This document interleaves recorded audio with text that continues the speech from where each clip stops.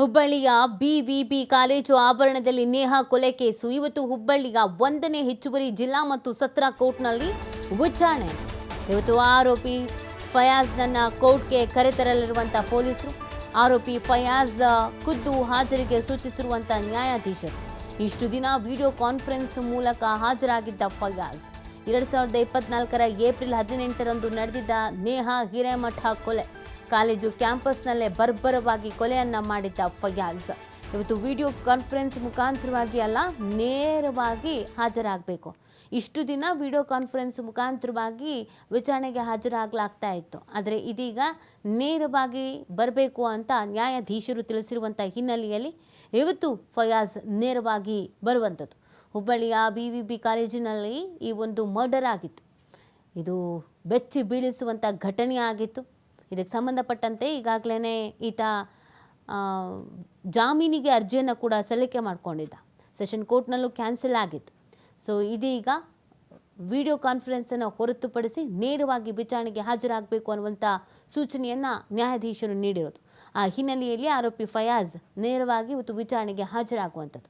ಈಗಾಗಲೇ ಕೊಲೆಯಾದ ನೇಹಾ ಹಿರೇಮಠ ಅವರ ತಂದೆ ಆಕ್ರೋಶ, ಅಸಮಾಧಾನ, ಕಣ್ಣೀರು ಹಾಕ್ತಾ ಇದ್ದಾರೆ. ಯಾವುದೇ ಕಾರಣಕ್ಕೂ ಈತನಿಗೆ ಈ ಪ್ರಕರಣದಿಂದ ರಿಯಾಯಿತಿ ಅನ್ನೋದು ಸಿಗಬಾರ್ದು, ಈತನಿಗೆ ಕಠಿಣವಾದಂಥ ಶಿಕ್ಷೆ ಆಗಬೇಕು, ನನ್ನ ಮಗಳ ಸಾವಿಗೆ ಈತನೇ ಕಾರಣ ಅಂತ. ಇನ್ನೊಂದು ಕಡೆಯಲ್ಲಿ ಜಾಮೀನು ಪಡೆದು ಹೊರಬರುವಂಥ ಪ್ರಯತ್ನದಲ್ಲಿ ಫಯಾಜ್ ಇರುವಂಥದ್ದು. ಈ ಬಗ್ಗೆ ಮತ್ತಷ್ಟು ಮಾಹಿತಿಯನ್ನು ನೀಡ್ತಾರೆ ನಮ್ಮ ಪ್ರತಿನಿಧಿ ಯಲ್ಲಪ್ಪ. ಇವತ್ತು ನೇರವಾಗಿ ವಿಚಾರಣೆಗೆ ಹಾಜರಾಗುವಂತೆ ಸೂಚನೆ ನೀಡಿರೋದು ಫಯಾಜ್ಗೆ, ಇಲ್ಲಿವರೆಗೂ ವಿಡಿಯೋ ಕಾನ್ಫರೆನ್ಸ್ ಮುಖಾಂತರವಾಗಿ. ಸೊ ಇವತ್ತಿನ ಬೆಳವಣಿಗೆ ನೋಡೋದಾದ್ರೆ ನೀತಿ ಏಪ್ರಿಲ್ 18, 2024 ಹುಬ್ಬಳ್ಳಿಯ ಒಂದು ವಿದ್ಯಾನಗರದ ಇಂಜಿನಿಯರಿಂಗ್ ಕಾಲೇಜ್ ಬಿವಿಬಿ ಕಾಲೇಜಿನಲ್ಲಿ ನಡೆದಿರುವಂತಹ ಹಾಡು ಹೊಗಲಡೆ ಇಲ್ಲಿ ಅಂತಂದ್ರೆ ಓರ್ವ ವಿದ್ಯಾರ್ಥಿಯನ್ನ ಇಲ್ಲಿ ಅಂತಂದ್ರೆ ಚಾಕು ಚುಚ್ಚಿ ಅಂತಾರೆ ಕೊಲೆ ಮಾಡಲಾಗಿತ್ತು. ಆ ಹಂತಕ ಫಯಾಜ್ ಈಗಾಗಲೇ ಅಂತಾರೆ ಜೈಲು ಸೇರಿದ್ದಾರೆ.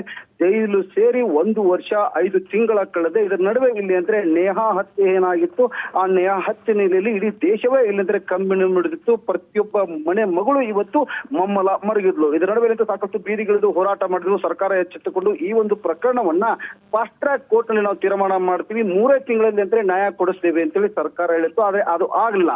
ಆದ್ರೆ ಸದ್ಯ ಇಲ್ಲಿ ಈ ಒಂದು ಪ್ರಕರಣ ಸಂಬಂಧಪಟ್ಟಿಗೆ ಈಗ ವಿಚಾರಣೆ ಹಂತ ತಲುಪಿದೆ. ಅಂದ್ರೆ ಇಲ್ಲಿ ವಾದ ಪ್ರತಿವಾದಗಳು ನಡೀತವೆ.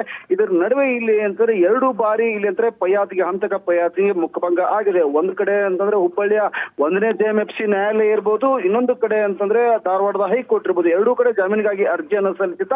ಆ ಅರ್ಜಿಯನ್ನ ಈಗಾಗಲೇ 2 ಕೋರ್ಟ್ಗಳು ಸಹ ಇಲ್ಲಿದ್ರೆ ವಜಾ ಮಾಡಿವೆ. ಇದರ ಬೆನ್ನಲ್ಲೇ ಇವತ್ತಿನಿಂದ ಈ ವಿಚಾರಣೆ ಆರಂಭವಾಗಲಿದೆ. ಏನು ಟ್ರಯಲ್ ಆರಂಭ ಹಿನ್ನೆಲೆಯಲ್ಲಿ ಇವತ್ತು ಮೊಟ್ಟ ಮೊದಲ ಬಾರಿಗೆ ಕೋರ್ಟ್ ಅನ್ನ ಈ ಹಂತಕ ಫಯಾಜ್ ಹತ್ತಾನೆ. ಯಾಕಂದ್ರೆ ಇಲ್ಲಿವರೆಗೂ ಒಂದು ಕಾನೂನು ಹಿತದೃಷ್ಟಿ ಮತ್ತು ಇಲ್ಲಿದ್ರೆ ಭದ್ರತೆಯ ದೃಷ್ಟಿಯಿಂದ ಇಲ್ಲಿ 1 ವರ್ಷ 5 ತಿಂಗಳಿಂದ ಧಾರವಾಡದ ಸಭೆಯಲ್ಲಿರುವಂತಹ ಫಯಾಜ್ ಇಲ್ಲಿ ವಿಡಿಯೋ ಕಾನ್ಫರೆನ್ಸ್ ಮುಖಾಂತರ ಇಲ್ಲಿ ಅಂದ್ರೆ ನ್ಯಾಯಾಧೀಶರ ಮುಂದೆ ಹಾಜರಾಗಿದ್ದ. ಆದ್ರೆ ಮೊಟ್ಟ ಮೊದಲ ಬಾರಿಗೆ ಇಲ್ಲಿ ಅಂದ್ರೆ ಸುಮಾರು 10:30 ಸುಮಾರಿಗೆ ಈ ಫಯಾಜ್ನನ್ನ ಇಲ್ಲಿ ಅಂದ್ರೆ ಮುಖಕ್ಕೆ ಒಂದು ಮಾಸ್ಕ್ ಧರಿಸುವ ಮುಖಾಂತರ ಇಲ್ಲಿಂದ ಕರ್ಕೊಂಡು ಬರ್ತಾರೆ. ಯಾಕಂದ್ರೆ ಈ ಹಿಂದ್ಗಡೆ ಸಹಿತ ಫಯಾಜ್ ಇಲ್ಲಿ ಅಂದ್ರೆ ಹುಬ್ಬಳ್ಳಿ ಬಿವಿಬಿ ಕಾಲೇಜಿಗೆ ಒಂದು ಪಂಚನಮಿ ಅಂದ್ರೆ ಸ್ಥಳವನ್ನ ಪರಿಶೀಲನೆ ಮಾಡುವಂತಹ ಬಂದಾಗ ಪಂಚನಮಿ ಮಾಡುವಂತಹ ಸಮಯದಲ್ಲಿ ಇಲ್ಲಿದ್ರೆ ಸಾಕಷ್ಟು ಇಲ್ಲಿದ್ರೆ ಹಿಂದೂಪರ ಸಂಘಟನೆಗಳು ವಿದ್ಯಾರ್ಥಿಗಳಿರ್ಬೋದು ಆತನ ಮೇಲೆ ಹಲ್ಲೆ ಮಾಡ್ಲಿಕ್ಕೆ ಮುಂದಾಗಿದ್ದು ಮತ್ತು ಬೀದಿಗಿಳಿದು ಹೋರಾಟವನ್ನ ಮಾಡಿದ್ವು. ಆತನನ್ನ ಇಲ್ಲಿ ಸ್ಥಳಕ್ಕೆ ಕರ್ಕೊಂಡು ಬಂದಾಗ ಅಂತಹ ಘಟನೆಗಳು ಮತ್ತೆ ಮರುಕಳಿಸಬಾರದು ಅಂತೇಳಿ ಸಾಕಷ್ಟು ಪೊಲೀಸರು ಮುಂಜಾಗ್ರತಾ ಕ್ರಮವನ್ನು ತೆಗೆದುಕೊಳ್ತಿದ್ರು. ಮತ್ತು ಇಲ್ಲಿವರೆಗೂ ಸಹಿತ ಆತನ ವಿಡಿಯೋ ಕಾನ್ಫರೆನ್ಸ್ ಮುಖಾಂತರ ಕೋರ್ಟ್ಗೆ ಹಾಜರುಪಡಿಸುವಂತಹ ಕೆಲಸವನ್ನ ಮಾಡಿದ್ರು. ಆದ್ರೆ ಈಗ ಟ್ರಯಲ್ ಆರಂಭವಾಗೋದ್ರಿಂದ ಇವತ್ತಿನಿಂದ ಟ್ರಯಲ್ ಆರಂಭವಾಗೋದ್ರಿಂದ ಆತನ ಕೋರ್ಟ್ ಕರ್ಕೊಂಡ್ ಬರೋದು ಅನಿವಾರ್ಯವಾಗಿದೆ. ಹೀಗಾಗಿ ಮೊಟ್ಟ ಮೊದಲ ಬಾರಿಗೆ ಇಲ್ಲಂದ್ರೆ ಫಯಾಜ್ ಕೋರ್ಟ್ ಹತ್ತಾನೆ. ಇದರ ನಡುವೆ ಇಲ್ಲಂದ್ರೆ ಹುಬ್ಬಳ್ಳಿಯ ಒಂದು ಏನು ವಿದ್ಯಾನಗರ ಪೊಲೀಸ್ ಠಾಣೆ ವ್ಯಾಪ್ತಿಯಲ್ಲಿರುವಂತಹ ಏನು ಕೋರ್ಟ್ ಇದೆ, ಆ ಕೋರ್ಟ್ ಸುತ್ತಮುತ್ತಲೂ ಸಹ ಇಲ್ಲಂದ್ರೆ ಭದ್ರತೆ ಮಾಡಿಕೊಳ್ಳುವಂತಹ ವ್ಯವಸ್ಥೆಯನ್ನು ಪೊಲೀಸರು ಮಾಡ್ತಿದ್ದಾರೆ. ನೀತಿ ಓಕೆ, ಥ್ಯಾಂಕ್ ಯು ಯಲ್ಲಪ್ಪ ತಮ್ಮ ಡೀಟೇಲ್ಸ್ಗಾಗಿ.